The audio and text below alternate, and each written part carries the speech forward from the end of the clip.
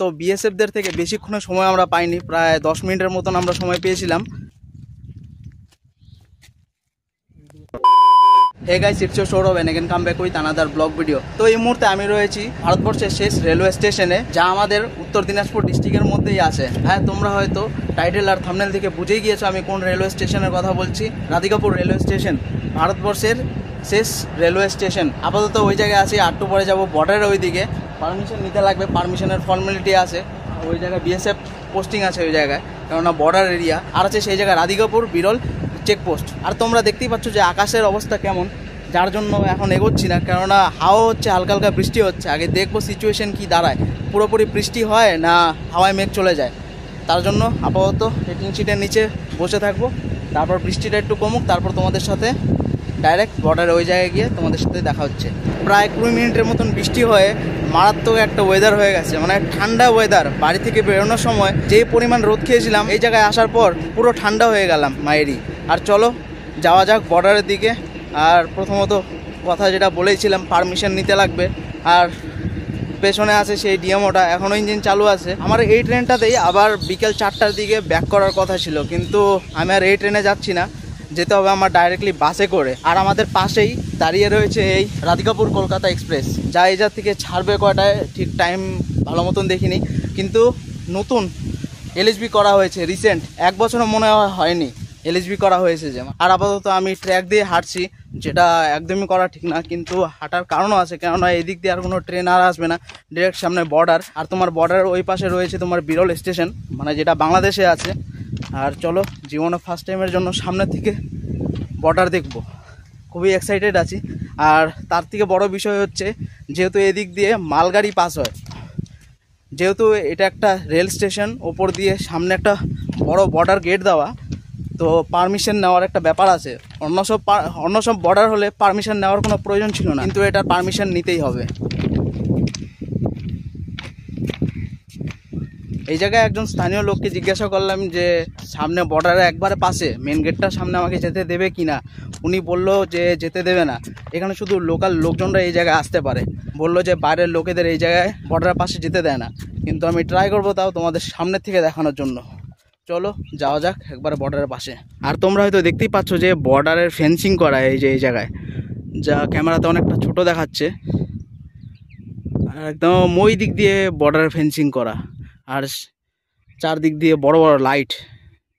আর চলো ডিরেক্ট ওই জায়গায় গিয়ে বিএসএফদের কাছ থেকে পারমিশন নেই, আর মোবাইলের ক্যামেরাটা ঢুকিয়ে দিই, কেননা ভিডিও করতে দেখলে আবার যদি বকা দেয়। আগে পারমিশন নেব ভিডিও করার, তারপর তোমাদের সাথে দেখা হচ্ছে।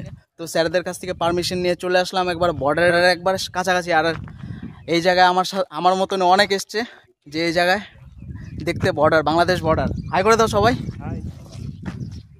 আর চলো তোমাদের বর্ডারটা ভালো করে দেখাচ্ছি ঘুরে।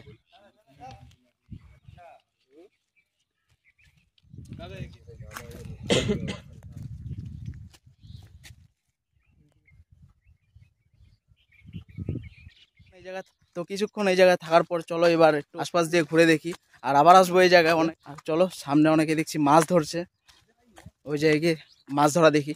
আর অনেকে মনে করে যে এই ফেন্সিং যেটা আছে বর্ডার, এই বর্ডার ওই পাশে, মানে জাস্ট সামনে ওটা হচ্ছে গিয়ে বাংলাদেশ, কিন্তু এটা অনেকেরই ভুল ধারণা। ওটা বাংলাদেশ না, ওটা নোম্যান্স ল্যান্ড। আর এর থেকে প্রায় 1 কিলোমিটার দূর হবে বাংলাদেশের বর্ডার, তারপর বাংলাদেশ।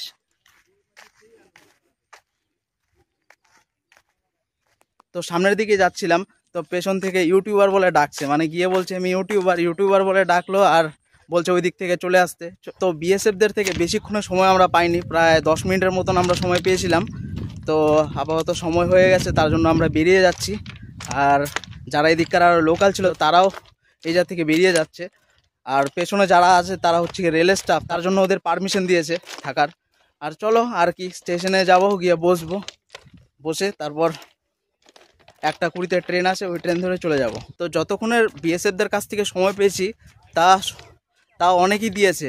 আমি তো ভাবছিলাম যে পারমিশন দেবেই না, উল্টা আর খারাপ ব্যবহার করবে, কিন্তু বিএসএফ জওয়ান যে ছিল তিনি অনেকটাই ভালো ছিলেন।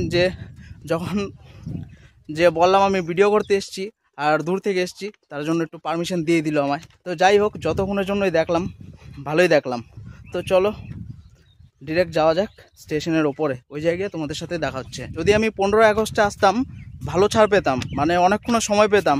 তো 15 আগস্টে আসলে একটাই ব্যাপার থাকতো যে শান্তি মতন ব্লক করতে পারতাম না, মানে ভিড় হেভি লেভেলের থাকতো। আপাতত স্টেশন বেশি একটা দূর না, সামনে চলে এসছে। এবার আমার প্রায় 2 ঘন্টার মতন এই জায়গায় বসে থাকতে লাগবে, কারণ 1:20-তে ট্রেন, আর এই ট্রেন যা তা লেট করে। আর চলে এলাম রাধিকাপুর রেলওয়ে স্টেশনের ওপর, আর পেছনে রয়েছে সেই লেজেন্ডারি রাধিকাপুর লেখা সাইনবোর্ড। আমাদের পাশেই রয়েছে এই রাধিকাপুর কলকাতা এক্সপ্রেস। আর সত্যি বলতে স্টেশনটা মারাত্মক আছে, কেননা পেছনে ওই সুন্দর দেখো গাছ, আর নিচে টাইলস বেছানো নেই, শুধু ঢালাই করা, কিন্তু পরিষ্কার পরিচ্ছন্ন মারাত্মক। পরিষ্কার হবেই না কেন, কেননা এটাই লাস্ট স্টেশন, আর এরপরে আর কোনো স্টেশন নেই। আর লোকজন ওরকম এই জায়গায় নামে না, যা নামার সব লোকাল ট্রেন থাকলে ডালিমগাঁও পর্যন্ত নামে, নয়তো তোমার কালিয়াগঞ্জ লাস্ট। তো ভিডিওটা এই পর্যন্তই। ভিডিওটা ভালো লেগে থাকলে লাইক কমেন্ট শেয়ার অবশ্যই করো, আর দেখা হচ্ছে নেক্সট ভিডিওতে।